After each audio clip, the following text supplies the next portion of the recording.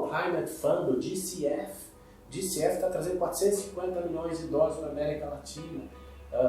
200 milhões de dólares virão para o Brasil para apoio aos projetos de mudança climática.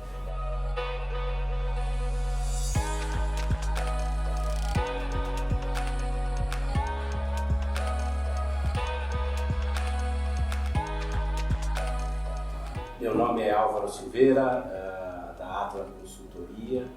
Sou um profissional com mais de 35 anos de mercado, boa parte deles no mercado financeiro brasileiro, e trabalhei em diversas instituições financeiras durante mais de 30 anos e depois abri a minha própria consultoria há quase 10 anos.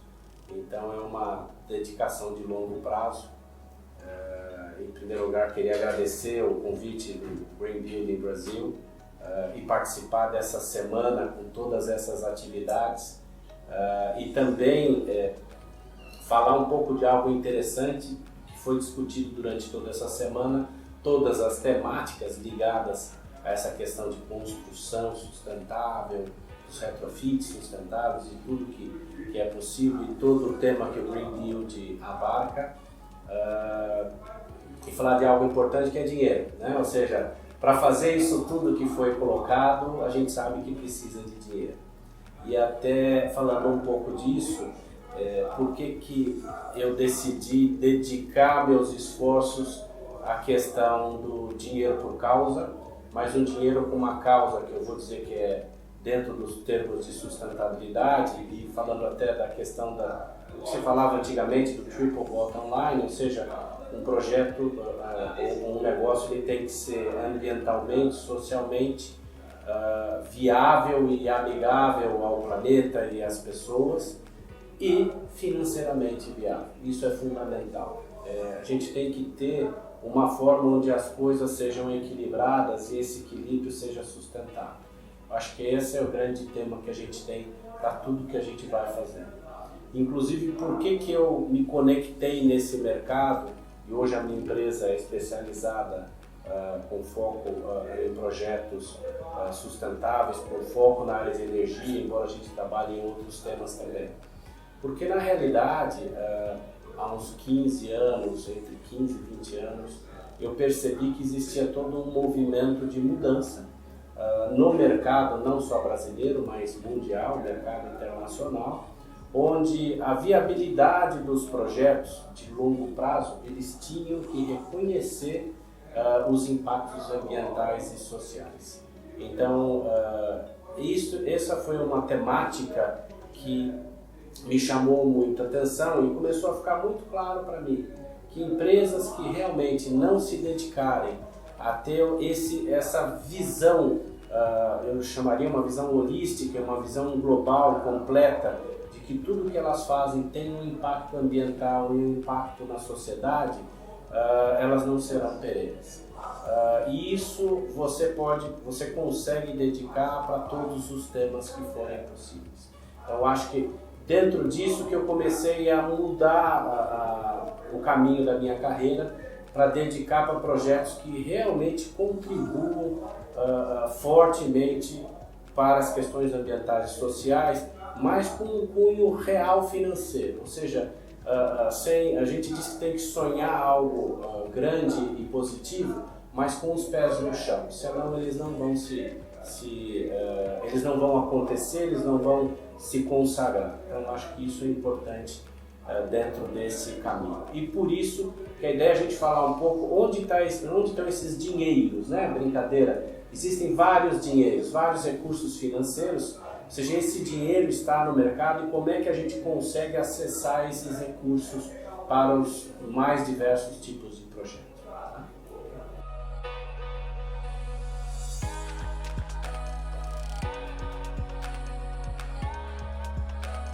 Isso é uma visão que no começo a gente brinca, o pessoal entendia no mercado financeiro que isso era abraçar a árvore e beijar o urso, né?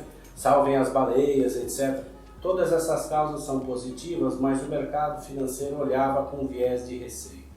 Isso teve uma evolução porque algumas instituições internacionais e uma forte local no Brasil elas começaram a despontar mostrando o seguinte: para um banqueiro, se você empresta dinheiro para uma empresa e essa empresa ela fazia o que a gente chamava de business as usual, ou seja, um negócio da forma tradicional, sem respeitar questões regulatórias, regulamentares ou até anseios da sociedade, essa empresa ao longo da sua vida, ou até de curto prazo, teria problemas para continuar seus negócios. Então isso foi um fato que chamou muito a atenção do mercado financeiro e as pessoas levaram alguns anos para conseguir entender isso. Eu estou falando de uma forma bem simples. É você financiar uma empresa que entra num projeto que por uma questão ambiental, por exemplo, o projeto ele para ou ele é questionado. O fluxo de caixa daquele projeto não acontece, não traz recursos financeiros para aquela empresa e ela não consegue pagar o banqueiro. Então, na realidade, você está financiando um projeto que está fadado ao insucesso. Então, o mercado financeiro começou a parar para analisar vários itens e como que aquilo podia ser analisado, porque a grande realidade é que para o banqueiro ele não quer emprestar dinheiro para uma empresa que não vai pagar. Então, assim, isso a gente pode falar rapidamente hoje aqui, não dá para nesse tempo que a gente vai ter, mas a ideia é a gente passar algumas dicas de como é que você acessa esses recursos financeiros no mercado, né? Então, a gente pode falar um pouquinho com esse viés de porquê, e até eu acho que é dentro do seu questionamento de quais são os recursos que estão no mercado, como é que esses recursos estão disponibilizados, como é que eu acesso esses recursos para os mais diversos projetos. Eu tenho desde hoje uma startup ambiental ou social, ou uma startup de business, de negócios tradicionais, até negócios já consolidados, né? E isso tudo tem, a gente pode falar às vezes de crise econômica e financeira no país, mas a gente entende que existe sempre um mercado que está acontecendo. Como é que eu consigo me inserir nesse mercado e acessar os recursos financeiros? Então vamos pensar sempre de duas formas. Tem dois tipos de recursos que a gente pode... tem vários tipos de recursos, mas vamos chamar de dois olhando a sua empresa, o seu projeto. Você pode trazer um recurso que a gente chama de equity ou capital social, que é trazer um sócio para o meu negócio, tá? Que eu chamaria de um sócio investidor, e outro é empréstimo financiamento, ou seja, como é que eu trago recursos que vão ser temporários e que eu vou utilizar, não, a empresa é minha, né, ou com meus sócios, mas eu quero alavancar meus projetos. Como é que eu caso esses dois itens? E a gente fala de outros recursos que existem no mercado também. Então, o fundamental para qualquer projeto, e a gente tem muita experiência com uma empresa de consultoria, o empresário, como um todo, ele é sempre um apaixonado pelo próprio negócio. Isso é fantástico e é isso que move a economia. Exatamente essa parte do empreendedorismo. Qualquer empresa que você imaginar, pode falar de uma grande corporação, ela nasceu com algum indivíduo em algum momento da história e ele fez aquela empresa crescer e se tornar uma corporação, né? Eu costumo dizer, dentro da nossa visão brasileira, que todo CNPJ tem um CPF por trás, um ou vários, e são esses CPFs que fazem a diferença, ou seja, somos nós como os indivíduos. Então essa é a primeira questão, entender qual é a sua história, a história da sua empresa e como é que ela representa isso, e qual é a índole e qual é a motivação do empresário ou do empreendedor. Isso é fundamental.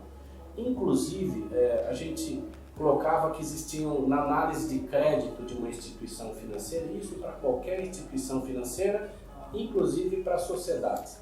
São alguns Cs, né? Então, tem o C na língua portuguesa, isso varia com o termo internacional, mas assim, um é competência, né, que é aquilo que você faz. Segundo é capacidade profissional da estrutura da sua empresa. Terceiro é capacidade financeira, se você permitiu e avaliou, planejou todos os seus recursos necessários para os projetos. E um C importante é caráter, né? As pessoas acham que não, mas o caráter é fundamental, porque a questão, por exemplo, de um banqueiro, às vezes, muitos profissionais falam, não, mas eu estou oferecendo garantia para o banco. Não é a garantia. O banqueiro empresta dinheiro pelo fluxo de pagamento daquele financiamento. Então eu empresto porque eu espero que vá me devolver o dinheiro, né? Então eu tenho que ter uma empresa, um negócio, um projeto que tenha uma visão de viabilidade de fluxo financeiro de retorno daquele investimento, né? Ou daquele financiamento. E para isso, a questão toda, a gente fazia brincadeiras no mercado, falava assim, aquele empresário que pegou um financiamento enorme, o negócio dele foi um sucesso e ao invés de pôr dinheiro ali na empresa, ele comprou um iate, comprou um apartamento no exterior, foi viajar, gastou todo o dinheiro e depois não tem para pagar o financiamento. Então isso tem a ver com o caráter, ou seja, qual é a competência e qual é a questão do indivíduo dele realmente ter intenção moral de retornar com aquele capital. Então isso é válido inclusive para uma sociedade, que ela é até mais séria. Você está trazendo alguém que vai ser seu sócio, alguém que vai trabalhar com você ou que vai investir no seu negócio acreditando que em X tempo ele vai retornar aquele dinheiro com uma rentabilidade maior do que se ele colocasse o dinheiro no mercado financeiro. Então, coloquei alguns itens importantes aqui e a questão toda é como é que você consegue, dentro de um plano estratégico, passar isso para o banqueiro ou para o investidor, tá? E existem algumas questões que são muito fortes e eu queria lembrar isso a todo mundo. Como eu falei, o empreendedor é apaixonado pelo seu negócio. E essa paixão, e no momento da paixão, muitas vezes ele se esquece de ser concreto, de ser objetivo, de mostrar o seguinte, olha, eu vou fazer um projeto, eu vou fazer uma edificação sustentável e eu tenho aqui meu plano de negócio. Eu já tenho terreno determinado, eu tenho a planta, eu tenho o projeto, eu tenho tudo definido, faltam os recursos financeiros. A grande questão é como é que você apresenta isso para o investidor, para uma instituição financeira. Então você tem que, naquele momento, em primeiro lugar, deixar a paixão para mostrar que aquela paixão vai mover você além. Você vai fazer de tudo para que aquilo dê certo. Então essa paixão traz um reconhecimento da parte de quem está investindo, emprestando capital, de que você realmente vai fazer de tudo pelo projeto. Então isso é um ponto muito importante. Num segundo momento, você tem que abrir mão da paixão e ser concreto, ser objetivo, ter o pé no chão e falar, olha, se eu vou fazer, vou dar um exemplo, uma grande edificação, porque eu vou vender por lotes a edificação. Seja por unidades, por andar, se ela é comercial, se ela é residencial. Então você fala, você sentar muitas vezes para um investidor ou mesmo para uma instituição financeira e dizer que você vai vender tudo aquilo num curtíssimo espaço de tempo, no melhor preço possível, ele não é conservador, não é adequada essa visão. Então você tem que ter uma visão um pouco mais conservadora sobre como é que eu consigo implantar o meu projeto e como é que eu vou gerar os recursos financeiros para repagar aquele investimento, aquele financiamento de uma forma conservadora.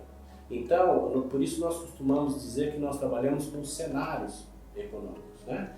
E econômicos e financeiros. Se eu vender 100% no curto prazo, se eu vender 70% no curto prazo, se eu vender 50% no médio prazo e se eu só vender 30% no longo prazo, o que acontece com o projeto? Nós chamamos isso muitas vezes no mercado de stress test. Ou seja, eu vou tentar testar aquele projeto para ver se ele para de pé a hora que eu chacoalho ele, a hora que eu testo ele. Ele fica de pé, você fala assim, na pior hipótese ele fica de pé, eu garanto para você que você vai ter muitos investidores, muitos banqueiros, instituições financeiras interessadas em te dar o dinheiro. A questão é quando o seu projeto é muito frágil, que é a outra ponta. Você precisa de todos os melhores cenários para que ele fique de pé, para que ele consiga ser bem sucedido.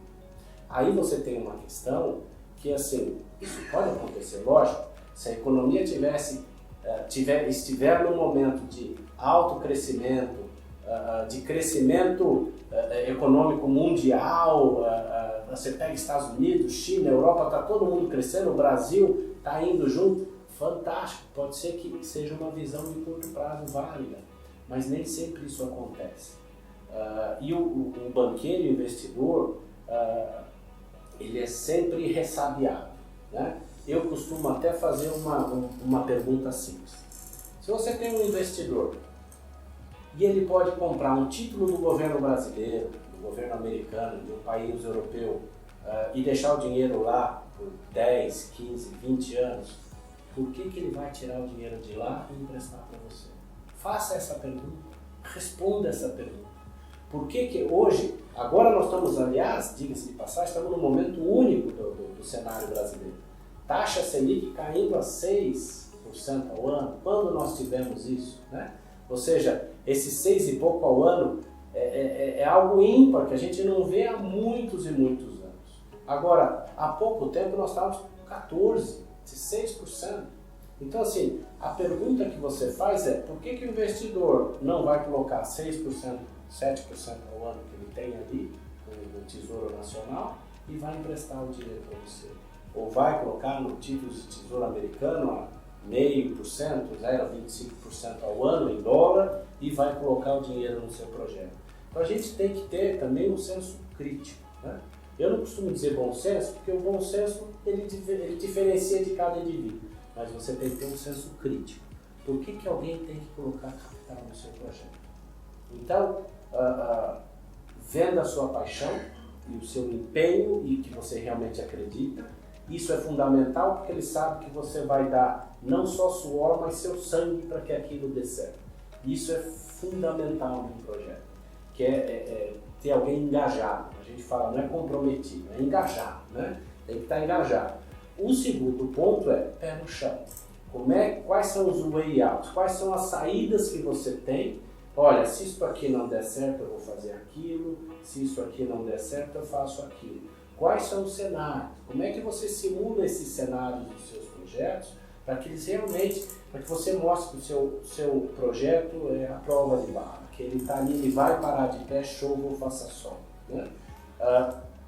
Eu entendo que nem todos os projetos são perfeitos, mas você tem que entender caminhos, porque você tem que trazer pessoas que estejam do seu lado. É muito comum, também uma outra dica e algo importante, é muito comum quando nos trazem projetos, falam, olha, eu quero 100% de financiamento do projeto. Eu falo assim, deixa eu entender, você vai pegar 100% de financiamento, que a gente chama de alavancagem, né? Eu vou fazer um projeto de prédio com 20 milhões de reais, tá perfeito. Quanto você vai pôr no bolso? Nada, eu quero os 20 milhões do banco. Tá perfeito, então eu vou chegar para o banqueiro e falar assim, você vai emprestar 100% do projeto e se der errado, só você, banqueiro, perde. O empreendedor não vai perder nada, porque ele não pôs nada mesmo. Então também isso tem um peso, ou seja, qual é a sua parcela de dedicação? Qual é o seu esforço, né?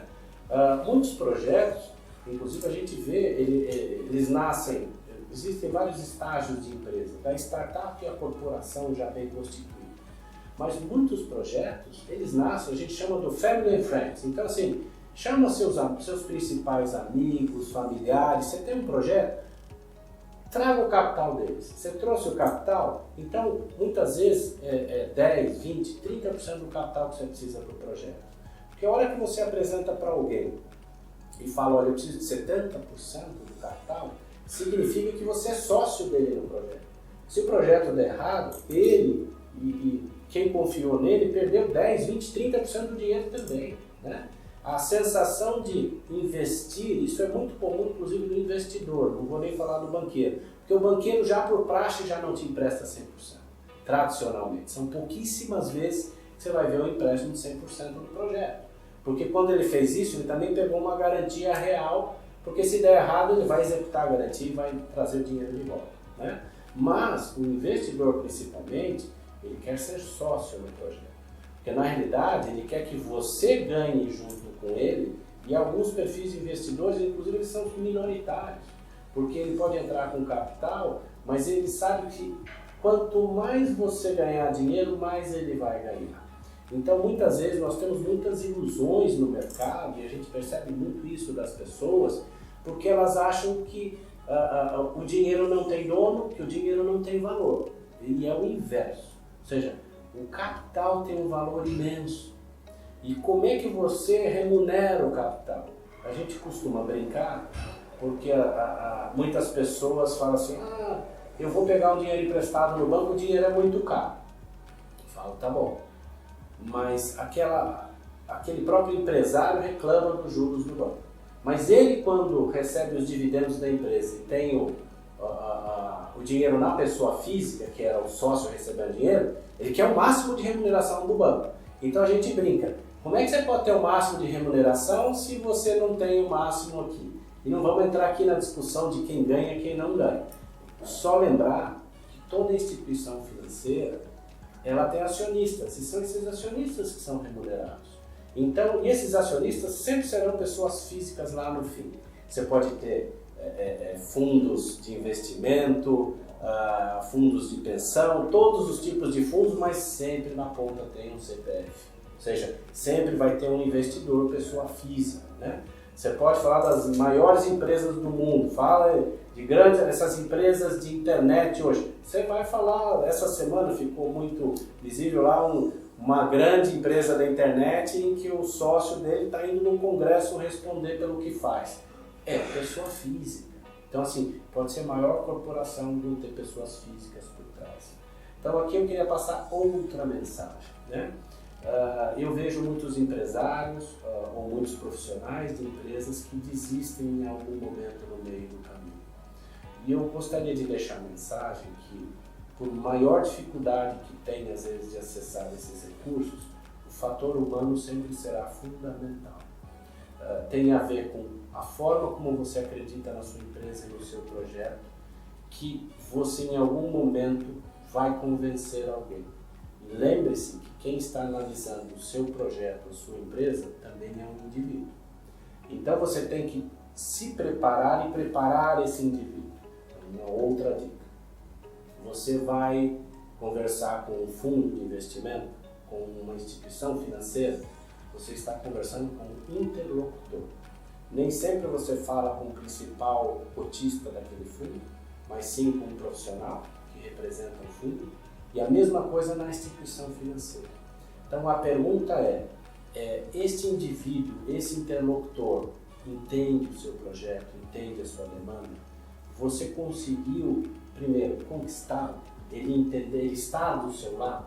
Segundo momento, você deu todas as informações, porque muitas vezes a gente conversa aqui que em comitê de crédito de instituições financeiras, os gestores daquele comitê de crédito tem 5 minutos, 10 minutos para aprovar ou não o crédito. Então vai da competência e capacidade daquele executivo de relacionamento da empresa em ter todas as informações, porque às vezes um diretor de crédito ou instituição financeira faz uma pergunta A, B, C. Se ele foi firme em responder essas perguntas, você tem uma grande chance de aprovação. Se ele titubear em alguma pergunta, ou se uma pergunta feita ele não sabe responder, seu crédito não está aprovado, você não vai fazer seu projeto.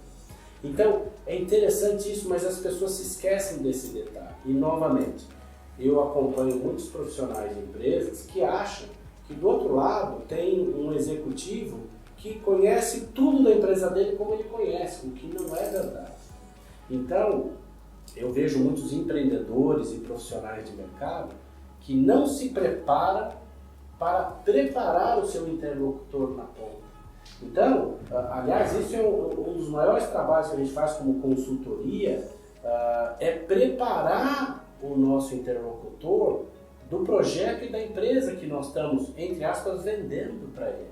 Ou seja, nós somos vendedores de projetos, a gente casa com o nosso cliente. A gente vive o nosso cliente para que a gente absorva dele de uma forma curta, objetiva e concreta por que aquele negócio vai dar certo.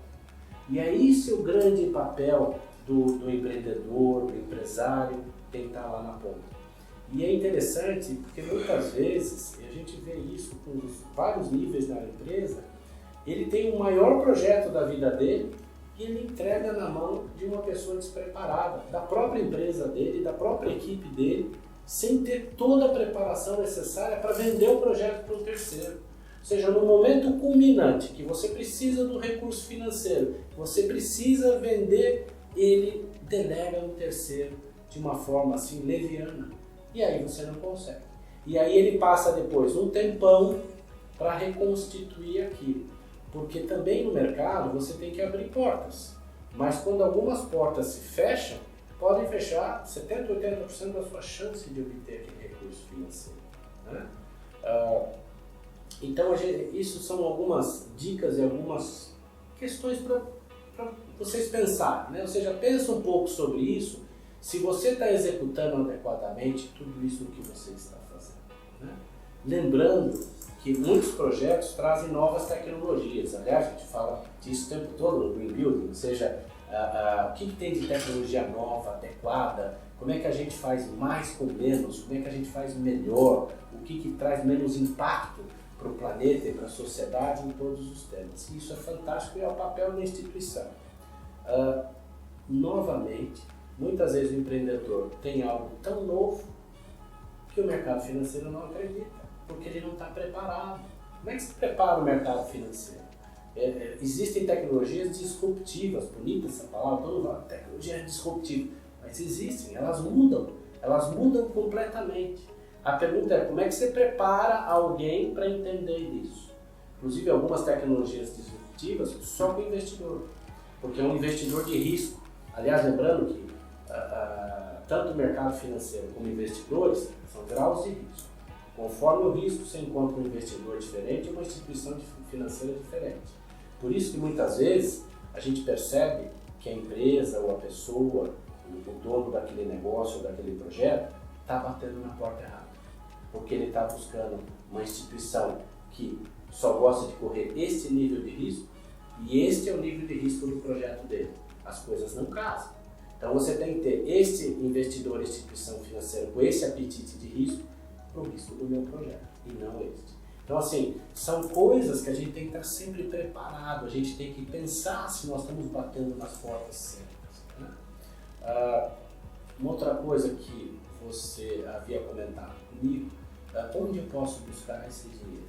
Então vamos pensar de uma forma macro para uma forma micro. Se você está começando o seu negócio, ou é um negócio novo, é uma tecnologia disruptiva, ou é um projeto completamente diferente, você pode acessar organismos multilaterais. Eu estou falando do World Bank, que é o Banco Mundial, eu estou falando do IFC, International Finance Corporation, do Grupo Banco Mundial, eu estou falando do Banco Interamericano de Desenvolvimento, que atende só a América Latina e Caribe, eu estou falando do BID Invest, que atende o setor privado, eu estou falando do KfW da Alemanha como um banco de fomento, você tem a GIZ, que é uma organização de fomento de novas tecnologias, e poderia listar diversos órgãos aqui. Faça uma busca nesses órgãos, porque eles têm o que nós chamamos de capital de incentivo, capital de fomento, capital de desenvolvimento. Eles costumam trabalhar com grandes projetos, mas para algumas tecnologias e algumas ações, eles têm inclusive o que nós chamamos de fundos não retornáveis. No Brasil a gente usa a palavra fundo perdido. Não é perdido porque ele foi bom, ele encontrou algo, não foi perdido, mas são fundos não retornáveis. Existem projetos, ou se você tem uma empresa com um projeto diferenciado, você pode aplicar para essas instituições. E eu vejo aí, eles têm muitas vezes 50 mil, 100 mil dólares, 500 mil dólares, 1 milhão de dólares de capital de incentivo e de fomento a novas tecnologias. Porque a gente tem falado muito, inclusive a temática, se você quer buscar uma temática no mercado financeiro nacional e mundial, use mudanças climáticas, por exemplo, que é dentro do Green Building está completamente ligado. Como é que eu consigo fazer edificações que tem cada vez menor consumo de energia, baixo impacto em todos os sentidos. Então, e por quê? Porque existe um capital dedicado dentro dos protocolos, desde o protocolo de Montreal, o acordo de Kyoto, o acordo de Paris e os diversos. Leia um pouco sobre esses movimentos, inclusive, são fundamentais, porque você entendendo esses movimentos, você vai perceber que muitos países desenvolvidos criaram e investiram em fundos. Mas você tem o CTF, você tem, olha, são sopas de letrinhas, aí são muitos fundos climáticos, o Global Climate Fund, o GCF, está trazendo 450 milhões de dólares para a América Latina, 200 milhões de dólares virão para o Brasil, para apoio aos projetos de mudança climática. Então, procurem esses diversos organismos multilaterais, esses fundos internacionais, porque muitas vezes ele pode não ter todo o dinheiro para o seu fundo, mas para o seu projeto. Porém, muitas vezes, se você consegue que parte do seu projeto tenha 5% de um organismo multilateral, eu garanto para você que investidores vão se interessar em colocar 95%. Por quê? Porque sempre que você tem um organismo multilateral ou uma entidade qualificada, como o próprio GDCE, uma certificadora, dentro do conceito de certificação, você consegue trazer novos entrantes ou você traz apoiadores para o seu projeto ou para a sua empresa. Isso é bastante interessante. Então eu estou indo no macro. Descendo agora, se a gente vai no micro, primeiro, existem vários perfis de fundos. Se você desde você ser uma startup até você ser uma corporação, para em startup você pode olhar fundos de capital anjo, fundos de capital de alto risco e depois fundos de investimento para negócios já sacramentados. Isso existe no mercado brasileiro, são muitas vezes fundos de investimento de famílias que têm muito capital e estruturam esses fundos, ou mesmo fundos de pensão de grandes instituições, ou fundos de investimentos que querem títulos de renda fixa, que nós chamamos, que são projetos que já se sacramentaram e estão sendo performados. Então você tem esta oportunidade. Um outro é o capital financeiro das instituições financeiras, né? Você tem os recursos mais baixos, de custo mais baixo no mercado, eles vão estar onde? Nos bancos de desenvolvimento e agências de fomento. Então, em primeiro lugar, procure no seu estado. Seu estado do Brasil que você mora, se tem uma agência de fomento. E sempre tem. Por exemplo, eu moro aqui no estado de São Paulo, tem a Desenvolve São Paulo. Desenvolve São Paulo, ela tem 1 bilhão de patrimônio, que é do governo do estado, que é para emprestar para os empresários que fazem projetos no estado de São Paulo, né? E por quê? Porque todas essas agências de fomento, estou falando aqui do estado de São Paulo, tem esse capital. E por quê? Porque ele quer apoiar projetos que gerem geração de emprego, né? Geração de mão de obra, novas tecnologias, desenvolvimento do estado.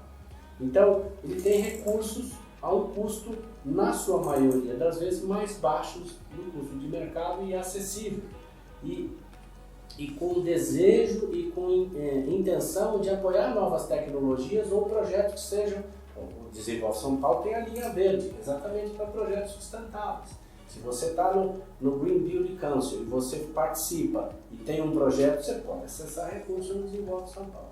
Então, até aí você pode, e aí você vai em todos. A AGRIO no estado do Rio de Janeiro, a AGFEP no estado de Pernambuco e todas as agências que tem, procurem pela ABDE, que é a Associação Brasileira das Agências de Fomento e Banco de Desenvolvimento, você vai ter lá um painel de todas as que tem no Brasil. Este é um. Outros são os bancos de desenvolvimento. Vou falar alguns principais, espero não esquecer nenhum. BNDES, que é federal e atua no Brasil inteiro. Vou mencionar o BNB, Banco do Nordeste do Brasil, e o BASA, Banco da Amazônia. Então, o BNB opera com fundos, com FCO, Fundo Constitucional do FNE, Fundo Constitucional do Nordeste, onde ele tem lá recursos a um custo mais baixo para os projetos em todos os estados do Nordeste, mais o norte de Minas. Você tem o Banco da Amazônia, que usa o Fundo Constitucional do Norte, né? Então também a mesma coisa. Você tem a FCO, que é para o Fundo Constitucional do Centro-Oeste, que também tem capital. São recursos federais repassados através dessas entidades, né? Que permitem que você acesse recursos por um prazo mais longo. Um diferencial que tem é que os bancos comerciais privados costumam, na sua maioria, ir até 5 anos de prazo. Já essas entidades vão até 10, 15, 18 anos de prazo. Então, dependendo do seu projeto ou da necessidade da sua empresa de crescimento, isso pode ser útil. Minha empresa vai construir um novo galpão, uma nova fábrica eu preciso de 15 anos de capital, não posso pegar dinheiro em 2 anos. É muito comum o empresário pegar capital de giro para construir uma fábrica, quer dizer, dinheiro errado para causa errada. Vai estrangular a necessidade de capital da empresa e o perfil de investimento. Mas enfim, ele tem que entender para que ele quer o dinheiro. Então, comentei, você vai ter essas agências de desenvolvimento, você tem os bancos, o BDMG em Minas Gerais, o BRDE, que é o Banco Regional de Desenvolvimento do Extremo Sul, que pega os 3 estados do Sul mais Mato Grosso do Sul. Então, assim, você tem várias entidades onde você procura lá, identifica se ele tem uma linha disponível. Se o seu projeto é sustentável, certamente a maioria deles vai ter capital para isso, né? A gente tem que entender um momento. Eu me recordo que na época da Copa do Mundo tinha dinheiro, por exemplo, a área de hospedagem, né? A área de turismo, porque tinha a Copa, empréstimo a 2% ao ano. Então, muitas empresas acessaram esse dinheiro. Então você tem que ter também os espaços de tempo. Muitas vezes o empresário fica sempre esperando, vai vir algo melhor, e ele acaba não fazendo. Então tem que aproveitar as boas oportunidades e os bons momentos. Então os recursos de menor custo certamente serão esses das agências de fomento e bancos de desenvolvimento local. Então avalie onde está o seu projeto, o que você precisa, para você entender como é que você acessa esse recurso. Este é um. Existem agências, por exemplo, a FINEP, que é a agência financiadora de projetos. Projetos de inovação, ela tem desde fundos não retornáveis para desenvolvimento de tecnologias ou fundos que vão apoiar novas tecnologias. Então, muitas vezes, se você não está encontrando o melhor investidor, você tem a FINEP, que é um órgão federal. Então, buscar essas agências e bancos de fomento aonde tem o melhor recurso. Outra coisa é operar também através dos bancos comerciais. Muitos bancos comerciais são repassadores de fundos do BNDES, por exemplo. Então você mescla recursos do próprio banco privado com recursos federais de repasse. Também é possível. Você tem uma diferença na modelagem. Normalmente as agências de desenvolvimento e os bancos de desenvolvimento, agências de fomento e bancos de desenvolvimento, são mais longos no processo, tem um longo prazo de processo de aprovação daquele crédito. Os bancos privados, eles são mais ágeis, mais diretos. Então, muitas vezes você tem que entender onde está o mix de acesso do capital que você precisa. Eu preciso de capital que eu consiga acessar através de um banco privado com linhas federais. E faz um mix. Preciso de um capital de giro, eu preciso de capital para o meu projeto, consigo fazer meu projeto com 4 anos de capital, não preciso de endividamento de 10 e fazer esse mix. Então, o ideal é que você procure um banco. Outra coisa é que muitas vezes o empresário, quando definiu fazer um projeto, bate na porta de alguns bancos. Se ele não tem contato, relacionamento com o banco comercial privado, ele precisa ter uma história. Ele precisa ter uma história para ser conhecido, para ter um perfil de crédito, igual hoje se fala do cadastro positivo, que outros países já têm há muitos anos. Ou seja, qual é o seu perfil de crédito? Então, muitas vezes eu vejo que o empresário quer bater na porta de um banco novo e quer que ele empreste dinheiro no momento zero. Difícil, o banco não conhece, tem alguns insights, tem algumas indicações de crédito no mercado. Como é que ele consegue fazer isso, né? Então a gente tem que olhar de uma forma, às vezes, um pouco mais prática, onde conseguir esses recursos. Novamente, quanto mais você empenha seu capital no seu projeto, maior a chance de obter. Se eu faço o inverso, por exemplo, eu vou entrar com 70% de capital num projeto, quero só 30% de capital de uma instituição financeira, sua chance de aprovação cresce. Porque o banco sabe que você não vai entrar para perder 70% do seu capital. Então, assim, e eu vejo muitos empresários, é muito interessante, que falam, não, bate no peito, eu vou fazer com, não sei se eu tirei aqui, mas bate no peito e fala, não sei se eu vou tirar, eu não preciso de dinheiro de banco. Aí ele montou o primeiro edifício, vendeu, tudo capital próprio. Fez o segundo, vendeu, tudo capital próprio. Chega no terceiro, no quarto, não tem mais capital. Aí que ele vai procurar o banco. Ou seja, ele perdeu a grande oportunidade de fazer o que a gente fala de alavancagem do capital. Fez o primeiro prédio, você tem dinheiro. O melhor momento do mundo é quando você tem dinheiro para fazer o projeto, você tem 100%. Você está fazendo, vai buscar dinheiro no banco. Ah, eu vou conseguir financiar 70% do meu projeto. Ótimo, porque você guardou o seu dinheiro para o segundo projeto. Quando fizer o segundo projeto, de novo, vai alavancar recursos com o investidor e com o banco.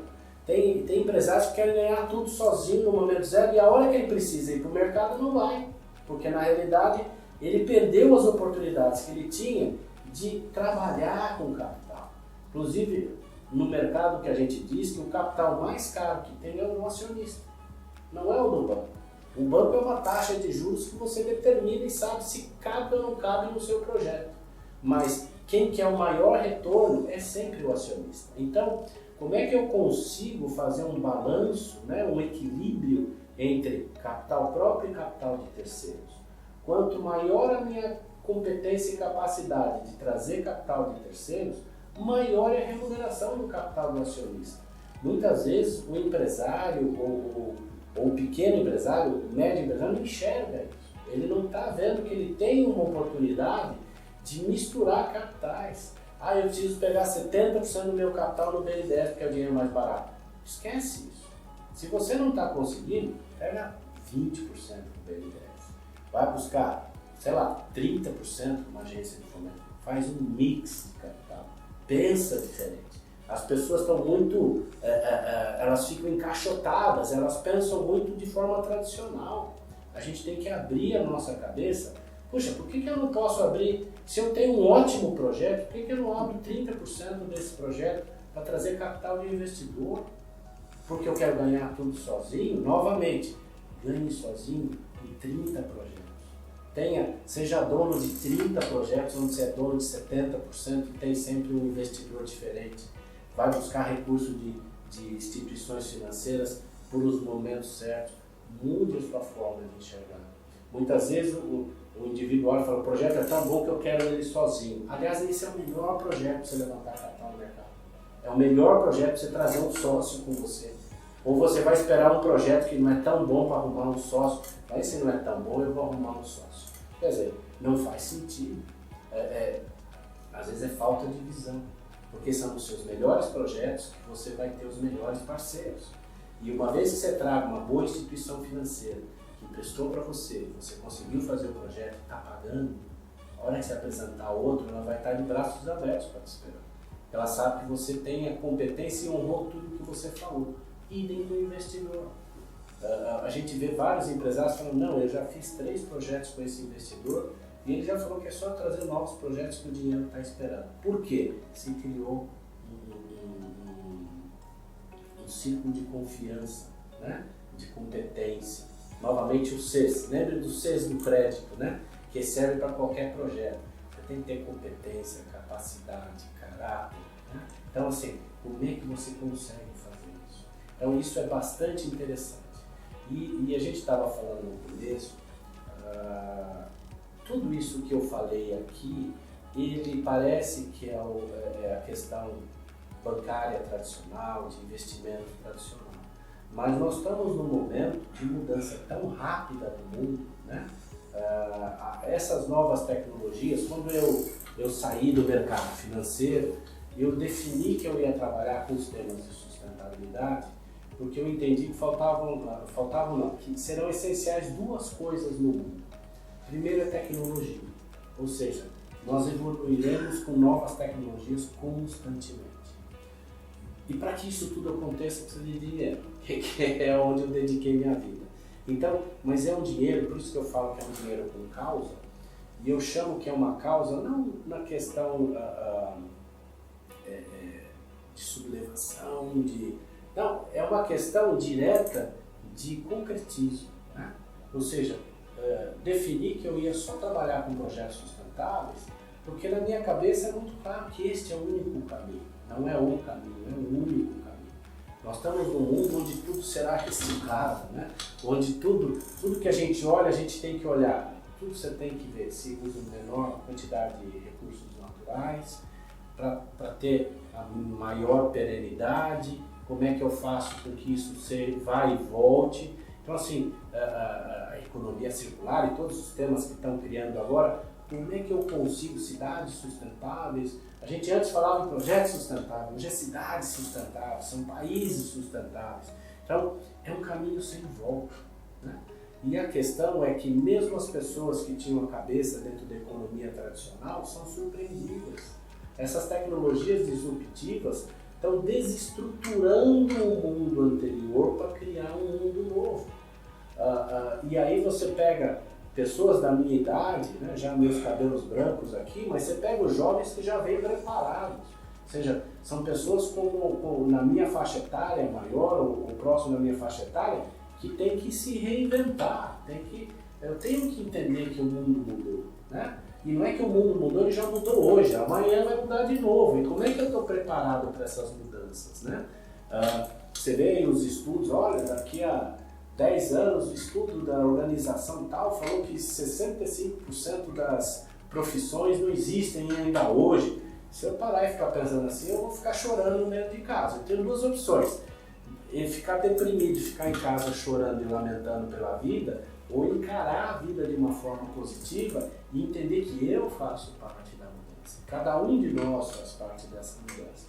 E essa mudança, ela é inexorável, ela virá. E ela vem dia após dia.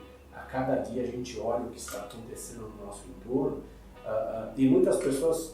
E a gente não pode perder o bonde da história, isso é importante, a gente tem que estar junto. Então você olha... Pode ser, estamos aqui no Brasil, nesse momento específico da nossa história, discutindo política, economia, isso tudo pode achar que é importante. Ele pode atrasar ou antecipar, mas segurar não tem como segurar o movimento de mudança que está acontecendo na economia mundial, né? Isso eu estou falando sobre a parte que me toca, que é a parte do dinheiro. E assim, existe muito dinheiro no mundo disponível para apoiar essas mudanças, essas novas tecnologias, esses novos projetos. A questão é como é que eu procuro esse dinheiro, como é que eu acesso esse dinheiro, o que eu tenho que oferecer para trazer esse dinheiro para a minha empresa e para o meu projeto, né? E cada vez mais o capital ele é muito rápido, né? Ou seja, ele está pensando como é que ele melhora a rentabilidade dele e outra coisa, que ele volta, né? Nós tivemos há um ano e meio, você comprava títulos do governo alemão de 10 anos e você punha €1 e recebia 0,98 euros daqui a 10 anos. Aí você fala, o cara é louco em dizer que ele vai dar €1 e vai receber menos do que €1 daqui a 10 anos? Não, ele queria segurança. Nós passamos por aquela crise onde os títulos gregos não foram honrados naquela época e de outros países, onde ele falou assim, onde eu ponho o meu dinheiro? Onde eu ponho o meu capital para daqui a 10 anos ter o de volta? Hoje a gente olha novas moedas, as criptomoedas. Então assim, esse dinheiro que eu tenho, que é dólar, euro, real, seja lá o que for, será que ele vai continuar daqui a 10, 15 anos? O que eu vou ter? Como é que eu me preparo para isso? Novamente. Primeiro você tem que ter, eu costumo dizer que a gente tem um mapa mental. Nós temos que ter uma reciclagem, uma mudança do nosso mapa mental contínua. Se a gente não estiver aberto para uma mudança do nosso mapa mental, nós vamos ficar obsoletos. E a obsolescência nesses tempos ela é muito grande, é muito rápida. Como é que eu consigo, e também sem neurose. Isso tem que fazer parte do seu processo natural, né? Eu ouvi uma frase, eu gosto às vezes de algumas frases que têm bastante impacto. Felicidade é uma questão de expectativa. Se a minha expectativa está aqui e aconteceu isso, eu sou infeliz. Mas se eu mudei a minha expectativa e está acontecendo isso, eu sou feliz. Olha que fantástico do ser humano, né? E muitas vezes ele é infeliz, deprimido, depressivo, e quando ele vê, ele bateu tudo aquilo e falou, por que eu sofri tanto? Por que tudo tem que ter tão sofrido? Tem que ser tão sofrido? Não tem necessidade. Então, nós temos que adequar nossas expectativas, mas sermos perseverantes. Isso é fundamental. Então, nesses processos, inclusive a gente está na era da incerteza, né? Isso foi no nome do livro, mas por quê? Porque você tem mudanças tão rápidas que você não sabe se você consegue acompanhar ou não. Então, como é que eu consigo me preparar para essas mudanças? Primeiro, estando com a cabeça aberta, mudando meu mapa mental e reciclando sempre, e sem neurose, não querer ler tudo que existe de informação, porque nós estamos na era da informação, de tudo está aí, desde as fake news, né, as notícias falsas e as verdadeiras, mas como é que eu olho as tendências, né? Uma dica é sempre olhar a tendência. Será que eu estou em... Puxa, olha, tem um negócio aqui fantástico, que é todo baseado no petróleo, combustível fóssil, eu vou fazer uma empresa que vai explorar isso aqui. Olha, alguém eu acho que não te avisou que o petróleo, tudo bem, não vai acabar, mas o uso dele vai ser restrito às tecnologias que reduzam o seu impacto. Seu business faz parte disso? Não. Então, pare e vamos pensar bem no que você está fazendo, né? Agora, não, meu business é um business de 2 anos e eu vou lá, o petróleo dura 10, não sei se dura 10, mas se dura 10, nosso mundo é a base do combustível fóssil, né? Então, será que 10, 15? A gente não consegue mais saber quais são as novas tecnologias, a gente não consegue ter um altíssimo grau de previsibilidade, né? Eu estava num evento um dia desse e o pessoal discutindo de novo energia nuclear, mas uma configuração diferente. Então aquilo que ninguém queria discutir há um tempo atrás, hoje volta à mesa para discussão, mas com novas tecnologias. Então assim, como é que eu consigo mudar o meu pensamento e entender o que está acontecendo vis-à-vis as novas tecnologias, né? Então esta questão de aceleração do pensamento humano e da forma de ação humana, ele é fundamental para a gente enxergar as coisas. Mesmo dentro disso, a gente ainda senta hoje no mercado e consegue fazer planejamento de projetos para 10 anos. É possível. Então, porque isso é o que eu tenho de concreto hoje. O capital ele tem que nos servir. Então, a gente tem que colocar o dinheiro a nosso serviço, e não o inverso. Nós não temos que ser escravos do capital, mas temos que colocá-lo ao nosso serviço. Eu costumava falar, porque as pessoas falam, não tem dinheiro no mercado. Eu me recordo que tinha um fundo de uma determinada classe no estado norte-americano, tinha lá mais de 100 bilhões de dólares de investimento. Ele precisa fazer investimento atuarial para pagar a aposentadoria daqueles profissionais, etc. Esse é um fundo, imagine quantos fundos tem, quantos trilhões de dólares e euros existem disponíveis no mundo para investimento. A questão sempre é, como é o meu projeto, como é a minha empresa, o que eu estou fazendo, a quem eu quero acessar, qual é o canal que eu vou acessar, eu tenho que bater nas portas certas, como é que eu consigo chegar e me aproximar disso. Então isso, e hoje tem algo fantástico chamado internet, você pode colocar palavras e vai fazer buscas e pesquisas, você vai se surpreender com a quantidade de oportunidades que tem. Sem falar dessas fintechs, ou seja, essas novas empresas que estão surgindo e que têm o objetivo de explorar itens na área financeira específicas, fintechs locais no Brasil, internacionais, que vão prover fundos para vários tipos de projetos. Então assim, você tem hoje um mundo em constante transformação, que eu posso estar falando coisas agora que daqui a um ano já não tem valor nenhum, que já mudaram, completamente. E essa é a boa notícia. Ou seja, se o seu projeto não deu certo a primeira vez, tente a segunda, tente a terceira. Eu brinco aqui, eu e meus sócios, eu desde que saí do mercado financeiro há quase 10 anos, já abri 5 empresas, 3 já faliram. Então assim, e por quê? Porque você tentou, aquele nicho não foi bom, a gente abre outro, a gente tenta outro e vamos abrindo vários nichos, porque você tem que entender e acertar às vezes aonde você vai ou não vai. Isso faz parte do jogo. Não é da cultura do brasileiro, nós somos da cultura da derrota, é impressionante isso. Você pega o norte-americano, pega os grandes empresários, o próprio presidente norte-americano, a empresa dele, se eu me recordo de ter lido no passado, já teve problemas financeiros seríssimos, 1, 2 vezes, e ele sobreviveu e se reinventou. Ele olha outros empresários, porque lá é a cultura do one-man show, etc., mas do empreendedorismo, né, onde você vai, que é uma cultura que está sendo muito forte no Brasil. Então a gente tem 2 tipos de empreendedorismo. Aquele que você está abrindo a sua empresa e fazendo acontecer, mas você tem um empreendedorismo corporativo, que são os empreendedores que estão dentro das empresas, dentro das corporações, e que eles vão salvar muitas dessas empresas, né? A hora que que a gente olha aquela Fortune 500, se você olhar a lista de empresas que duraram, aliás, você tem uma pesquisa que mostra que eles duravam 80 anos na Fortune, 50, 20, 10, não estão durando 5 anos. Ou seja, as 500 maiores empresas do mundo estão mudando. Você pega assim, o que era 10 anos e olha a lista hoje, elas mudaram. Significa que muitas daquelas quebraram, outras reduziram o faturamento e tem outras muito melhores que aquelas. E o Brasil é um país de competência nata, de uma competência ímpar, de pessoas com pensamento diferenciado. Vamos usar o jeitinho brasileiro, não da forma pejorativa e negativa, mas da forma extremamente positiva, que é a nossa capacidade de resiliência, a nossa capacidade de perseverança, de fazer de novo, de fazer melhor, de tentar de novo. Então, vamos unir aquilo que a gente tem de bom do brasileiro com essas mudanças mundiais para fazer algo muito melhor. Eu fico muito feliz de ter o Green Building Brasil fazendo um evento como esse nessa semana, apoiando que os profissionais desse mercado entendam que existem todas essas mudanças, e mudança significa oportunidade, né? Não significa um fim, e sim começo.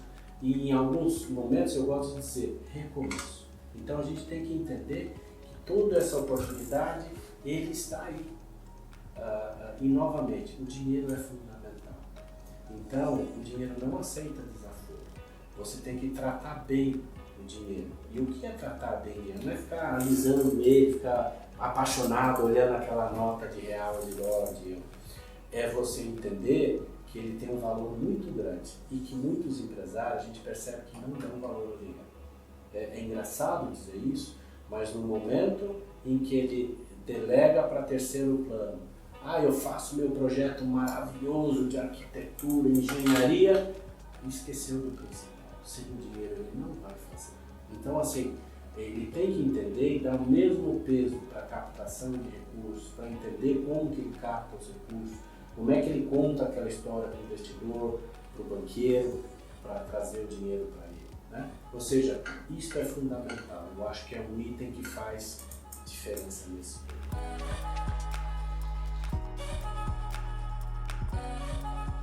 Eu acho que isso é um bom plano. Nós falamos bastante até agora em fazer tudo que é novo. Mas a grande realidade é que, se a gente olhar, nós vamos dizer assim, nós temos um mundo velho. O mundo velho é aquilo que está aí. Então, embora você vá lá nos países árabes, você tem país árabe que ele constrói uma cidade totalmente nova, porque ele tinha um espaço no deserto, vai lá e constrói uma cidade totalmente nova, ultramoderna, com tudo que você imagina. Eu brinco, é a cidade dos Jetsons, né? Já está tudo lá, só falta os carrinhos voando, que já estão voando agora, mas enfim, só falta organizar isso aqui. Agora, a grande realidade é que o mundo velho vai continuar existindo. A questão é como é que você faz o retrofit, como é que você reforma o mundo velho. E esse é o caminho mais rápido e melhor, essa é a grande realidade. Porque não pense que nós vamos pegar aqui um bairro de São Paulo, embora na China eles têm feito isso, eles não derrubam bairros inteiros e constroem novos bairros. Mas é porque era um bairro pobre, era um bairro miserável, sem as condições adequadas. Então ele constrói algo novo. E se a gente olhar o Brasil, nós temos muitos lugares que nós não vamos mexer, nós não vamos derrubar. Mas o que nós vamos fazer é melhorar. E eu acho que esse processo é muito forte, porque essas novas tecnologias conseguem ser inseridas, por exemplo, nas edificações atuais. Eu consigo, por exemplo, criar uma central de climatização dentro da edificação, ao invés de cada indivíduo ou cada empresa ter sua climatização, criar uma central para todos. Você tem já sistemas mais adequados e mais ágeis de distribuição do ar gelado ali, para uma forma diferente. Antigamente ainda existem hoje os chiles enormes, algumas toneladas, é fantástico. Só que ele já tinha uma infraestrutura e não tem. Hoje você tem sistemas que você consegue distribuir. Este é um exemplo. Segundo, eu tenho hoje sistemas de automação e monitoramento. Eu consigo colocar em todas essas áreas, nas edificações, nas residências, sensores dos mais diversos tipos, para identificar onde tem presença humana, onde não tem, qual é o grau que eu tenho na temperatura, se eu preciso, se a janela está aberta, está fechada, como está sendo o consumo de energia, o que eu consigo mudar e monitorar isso tudo, né?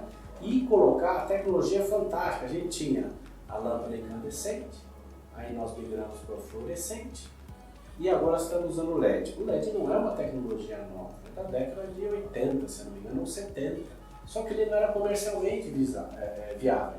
E é isso que vai acontecer com a nossa economia. As novas tecnologias não serão todas implantadas. Muitas delas são desenvolvidas e elas morrem, porque elas não têm viabilidade financeira. Ela não tem escala comercial para ganhar corpo e vão morrer. Só que o simples fato dela ter existido permite um upgrade de uma outra tecnologia e é assim que funciona o mercado. Então, agora o que a gente percebe principalmente no Brasil é o receio do empresário em falar assim, mas meu negócio não é esse, eu sou um industrial que eu fabrico a peça A. Sim, mas você tem um prédio da indústria, você tem um escritório da indústria, por que você não implementa as coisas já nesse momento?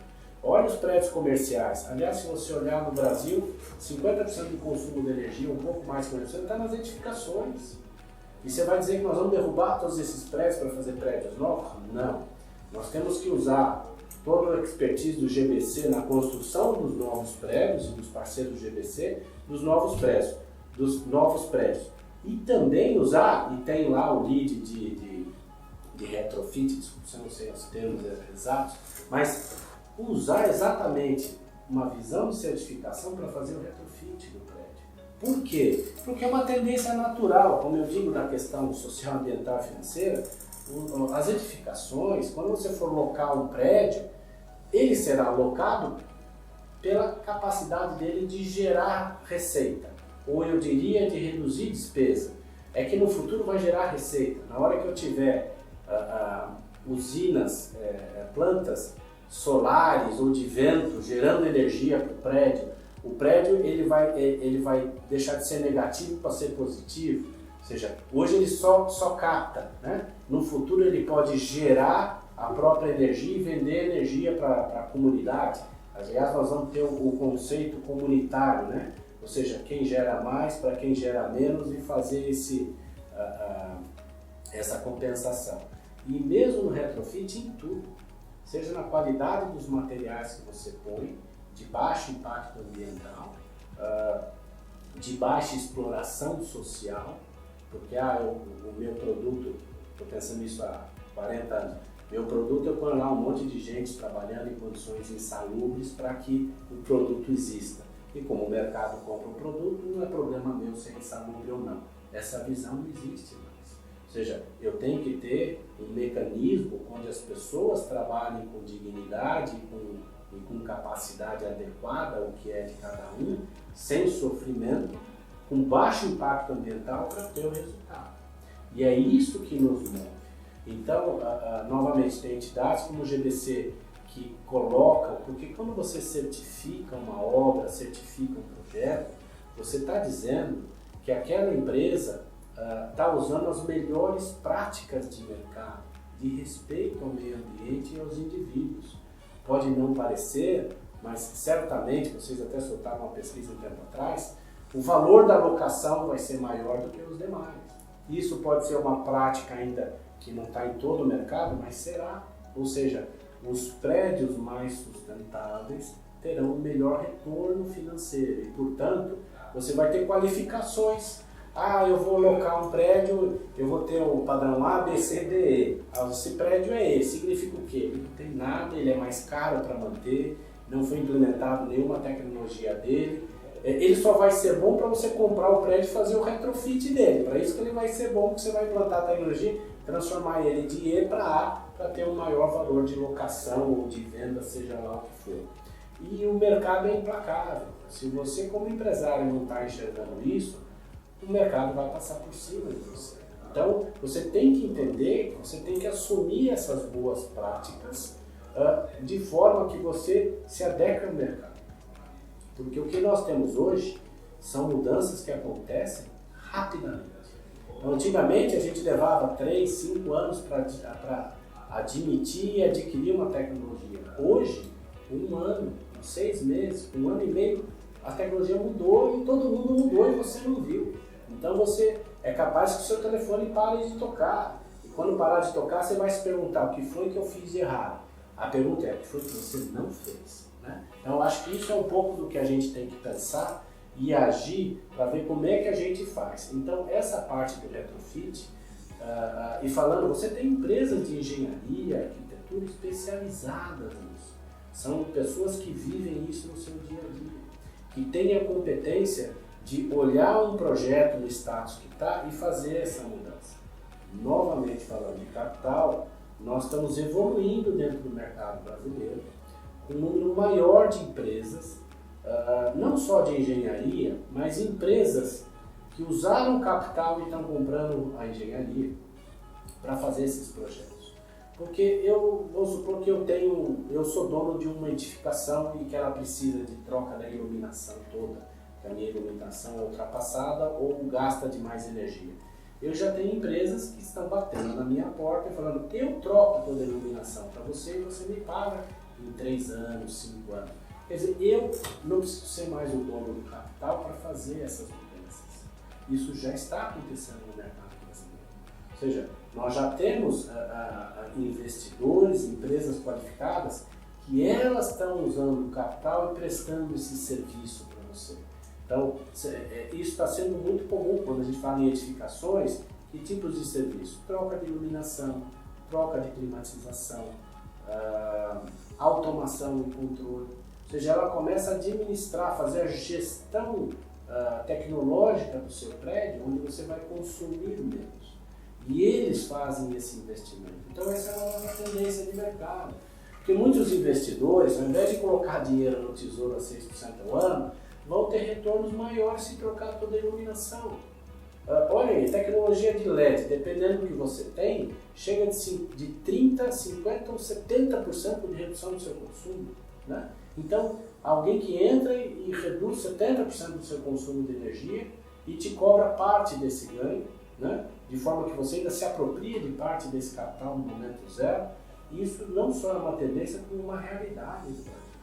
Então tem vários organismos multilaterais olhando inclusive para trazer capital, e nós teremos novidades nos próximos meses. Nossa empresa trabalha como consultor dessas entidades internacionais também, além dos clientes locais, e a gente já participa de alguns projetos onde tem movimentos de algumas centenas de milhões de dólares que estão vindo para financiar esses projetos. Eles já são uma realidade, né? E o mercado local vai aprendendo com isso. Ou seja, os próprios bancos comerciais que são mais ágeis já estão olhando essas oportunidades para participar desses movimentos. Então isso é importante. Agora o empresário tem que ter noção disso. Fica aqui uma outra dica. Eu vejo que muitas empresas de engenharia e arquitetura ficam tentando vender as tecnologias para a área técnica do seu cliente. A dica que eu digo, que eu posso passar é: venda essas tecnologias e esses projetos para a área financeira. Ele vai ser o tomador de decisão. Porque na hora que você sentar com o diretor financeiro, o gerente financeiro, e mostrar para ele que ele vai reduzir em 5, 10 ou 15% as despesas dele, ele passa a te dar ouvidos.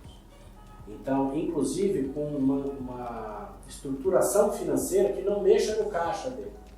O seu cliente, o objetivo dele, então, assim, o cliente das empresas de engenharia e arquitetura, eles têm o business dele. Ou seja, o business dele pode ser uma empresa de marketing, pode ser uma indústria de produtos tradicionais, um produto de copo. O negócio dele é fazer copo. Se o negócio dele é produzir copo, ele está pensando no novo design de copo, em vender mais copo, etc. Ele não está pensando no prédio onde está a administração até no prédio da fábrica.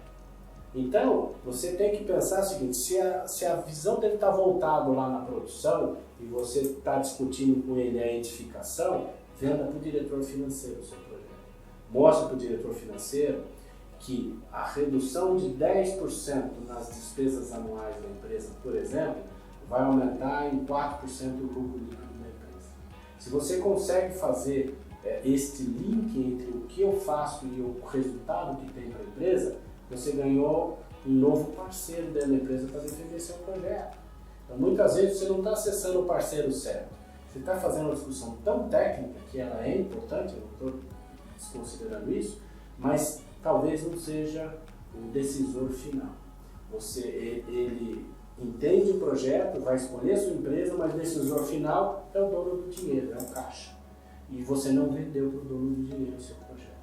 Então, isso aqui é algo para se pensar também, principalmente nas questões de retrofit. A gente vê discussões homéricas de empresas técnicas, fabricantes, ESCOs, empresas de engenharia, de arquitetura, eles vêm e ficam discutindo, eu brinco bits e bytes, né? Ficam discutindo os detalhes técnicos do projeto, discute um ano e o projeto não sai. Porque muitas vezes eles não bateram na porta do lado, que é a porta do decisor financeiro da empresa para mostrar que o projeto financeiramente é viável, né? Ou para buscar investidores e financiadores desse projeto para que ele aconteça. Então, é muito comum a gente ver projetos de iluminação que tem payback de 6 meses, 2 anos se passam e a empresa não faz. É nonsense sob o ponto de vista financeiro. Por que não fez, né? Por que não delegou um terceiro para fazer? Se a empresa não tem capital para fazer, buscar capital para fazer para ela. Então, assim, este é um mercado que tem que acelerar a mudança, né? A oportunidade está aí, ele é possível, porque muitas vezes a gente brinca, tem alguns locais no Brasil que são conservadores, fala assim, a gente ouve, você vai conversar com o empresário não quer saber o quanto ele vai ganhar, mas quanto você vai ganhar, né? É a coisa do brasileiro, não, mas se ele está fazendo esse negócio comigo, eu estou ganhando, mas será que ele está ganhando? Ele vai ganhar mais do que eu? Essas preocupações vãs que eu digo que não chegam a lugar nenhum. Mas, novamente, ninguém rasga dinheiro, nem queima dinheiro. Então, se a gente olhar sobre o ponto de vista financeiro, a gente tem uma oportunidade muito grande em acelerar o crescimento dessas empresas, sejam elas ESCOs, empresas de engenharia, arquitetura especializadas nesses projetos, de retrofit das edificações. Isso porque eu não estou falando nem das edificações públicas.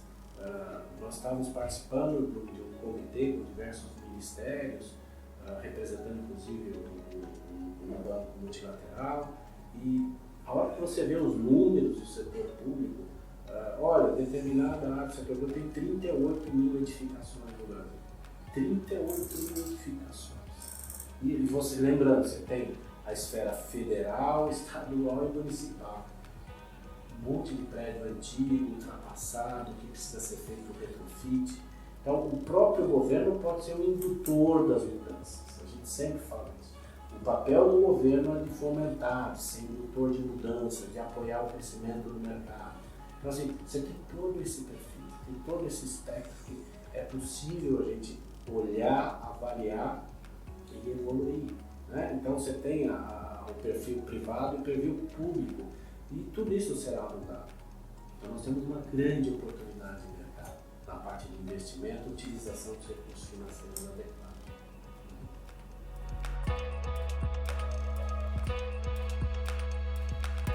Em primeiro lugar, queria agradecer a oportunidade de estar falando para todo esse público do Green Building Brasil nessa semana e ressaltar, assistam novamente os outros vídeos, estão todos gravados, volte, assiste novamente, pegue um dia que você esteja mais tranquilo, assista aquele vídeo, porque existem insights, existem dicas, existem toques que foram passados nesses diversos vídeos durante essa semana, que eles são muito importantes para o seu negócio, eles são muito importantes para a sua carreira profissional, para o seu negócio pessoal, para o seu negócio profissional. Ou seja, entenda como isso pode te agregar valor. Deixe passar algum tempo, daqui a 3 meses, assista agora e daqui a 3 meses, assista de novo.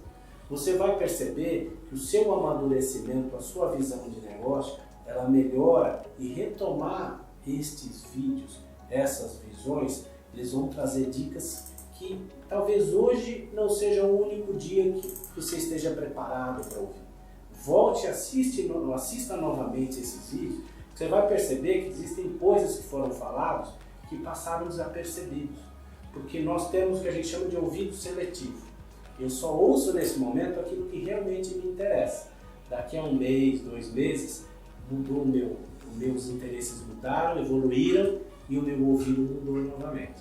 Então eu faço um convite a vocês, revejam esses vídeos, né? Olhem de novo, vocês vão encontrar preciosidades, dicas técnicas de pessoas que abriram mão do seu tempo para dedicar para você, para que você possa evoluir, ser melhor, fazer coisas novas nesse mercado. O Brasil precisa disso, nós temos uma evolução muito grande. Então eu queria primeiro agradecer ao GBC e agradecer a você também, que dedicou parte do seu tempo para me ouvir falando aqui, para ouvir os outros profissionais falando. E foi um grande prazer participar com vocês e ter essa oportunidade desse contato, que é único para todo mundo. Tá? Muito obrigado.